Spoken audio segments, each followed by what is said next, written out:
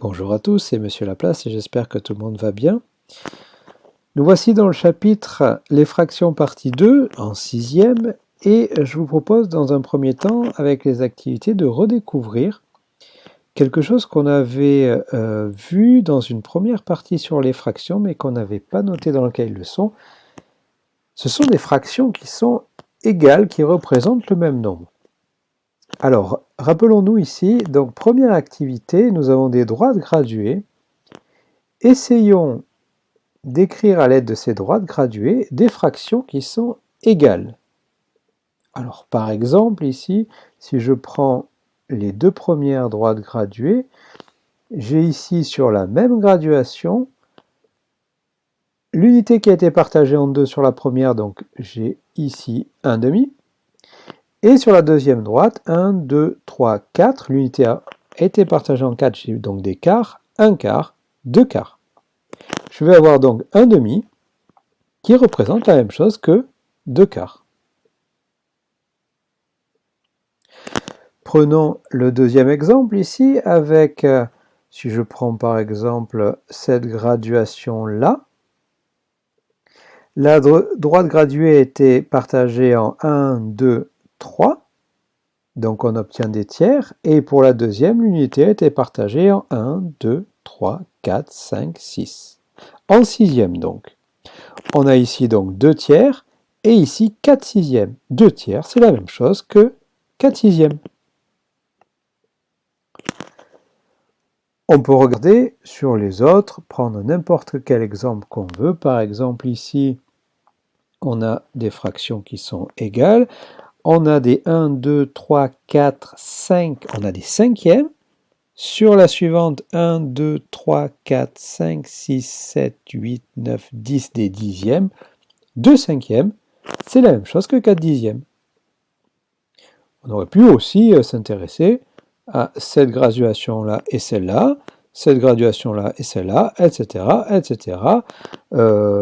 Sur les autres, si je continue, là on a ici 1 demi. 1 demi, c'est la même chose que 5 dixièmes. 5 dixièmes, 1 demi. Ou alors, encore ici la graduation qui se trouve à 1 demi. 1 demi, c'est la même chose que 1, 2, 3, 4, 5, 6, c'est la même chose que 3 sixièmes. 1 demi, c'est la même chose que 3 sixièmes. 1 demi, c'est la même chose que 2 quarts, c'est la même chose que 5 dixièmes, c'est la même chose que 3 sixièmes. Activité suivante. Nous allons essayer de voir maintenant comment on peut passer d'une fraction à une autre qui lui est égale.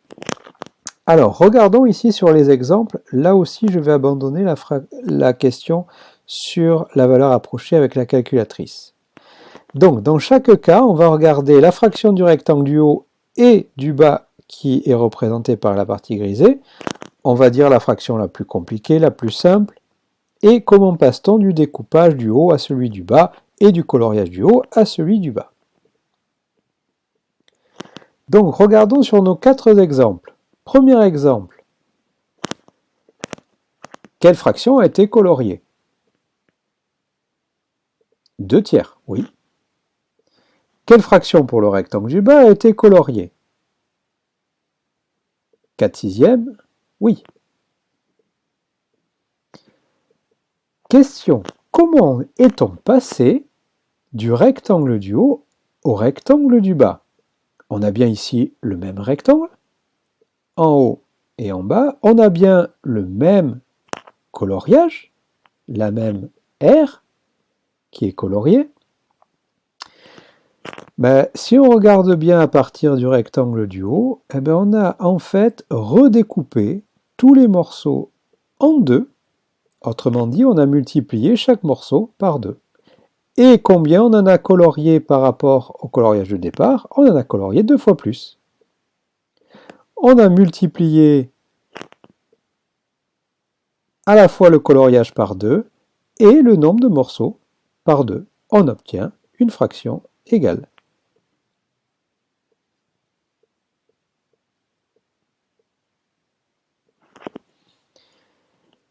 Je vous posais aussi une autre question. Quelle était la fraction la plus simple? Quelle était la fraction la plus compliquée?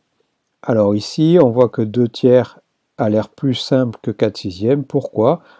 Parce que les chiffres sont plus petits. Deuxième exemple. Quelle fraction représente la partie ici coloriée, en haut et en bas? En haut, un demi, oui. En bas, nous avons 1, 2, 3, 4, 5, 6 morceaux. Nous en avons colorié 3.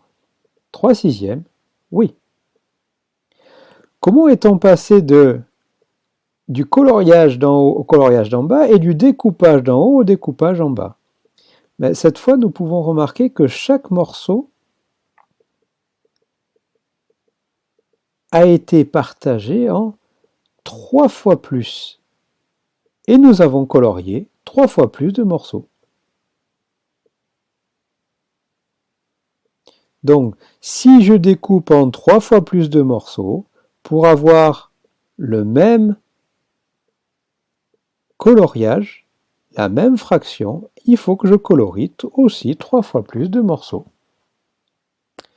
1 demi égale 3 sixièmes. Exemple suivant, quelle fraction a été coloriée en haut?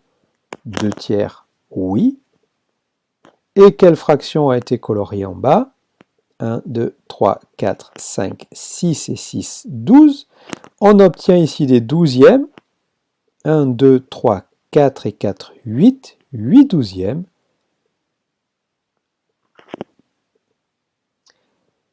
Comment est-on passé cette fois du coloriage du haut au coloriage du bas? Et on a ici colorié 4 fois plus de morceaux. Et on avait découpé le rectangle de départ en 4 fois plus de parts. 2 tiers est égal à 8 douzièmes. Et enfin, dernier exemple, la fraction coloriée en haut, on a aussi 2 tiers. Et la fraction coloriée en bas, cette fois, en comptant, on obtient 16/24. Comment est-on passé du rectangle du haut au rectangle du bas et du coloriage du haut au coloriage du bas? Cette fois, on a colorié 8 fois plus de morceaux et nous avons découpé le rectangle de départ en 8 fois plus de morceaux. Voilà la règle qu'on va écrire dans la leçon, que pour passer d'une fraction à une autre qui est égale, on va multiplier en haut et en bas par le même nombre, le numérateur et le dénominateur par le même nombre. Dernière activité, avant d'écrire dans la leçon, les fractions 3/4, 6 huitièmes et 24 32e sont-elles égales? Oui, parce que ici, si je regarde comment on passe de 3 à 6, on a multiplié par 2. Comment on passe de 4 à 8? En multipliant par 2. Comment on passe de 6 à 24 en multipliant par 4? Et comment on passe de 8 à 32 en multipliant aussi par 4? Donc elles sont égales parce qu'on a bien multiplié le numérateur et le dénominateur par le même nombre. Donne deux fractions égales à 7 vingtièmes. Alors je vous propose ici 14 quarantièmes si on multiplie le numérateur et le dénominateur par 2. Et puis la fraction 21 soixantièmes si on multiplie cette fois le numérateur et le dénominateur par 3. Bien sûr, on aurait pu choisir n'importe quel autre exemple. Il y en a une infinité.